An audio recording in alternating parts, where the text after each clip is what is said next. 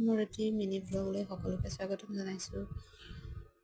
ৰাতিপুৱাই গা পা ধুই লৈ ৰাতিপুৱা খোৱা যোগাৰ কৰিছোঁ, মানে আটা কেইটামানকৈ সানিছোঁ ৰুটি বনাম বুলি। তাৰপিছত ধুমা ধুম ৰুটিকেইখন বনাই ল'লোঁ। আনফালে ছোৱালী উঠিলে শোৱাৰ পৰা, তাইক খুৱাব লাগিব। ধুনীয়াকৈ বনাই মেলি লৈ আমাৰ কাৰণে গাখীৰ চাহ বনালোঁ, আনফালে তাইৰ কাৰণে গাখীৰ আৰু মৌ এনেকৈ দিলোঁ। তাৰপিছত ৰাতিপুৱা ধুনীয়াকৈ খাই বৈ লৈ আকৌ দুপৰীয়া যোগাৰ কৰিব হৈয়ে গ'ল। বাকীটো বেলেগ কাম থাকেই বাৰু মাজে মাজে।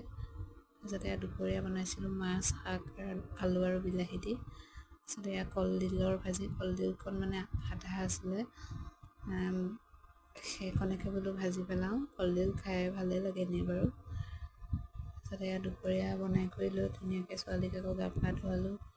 ধুৱাই তাইক প্ৰথম খুৱাই ল'লোঁ। তাৰ মাজতে আকৌ আম খালোঁ। খাই তাইক ভাতকেইটা খুৱাই পেলাই ধুনীয়াকৈ খুৱাই দিলোঁ। ভিডিঅ'টো ইমানেই ভাল লাগিলে লাইক কমেণ্ট কৰি দিব। বাই।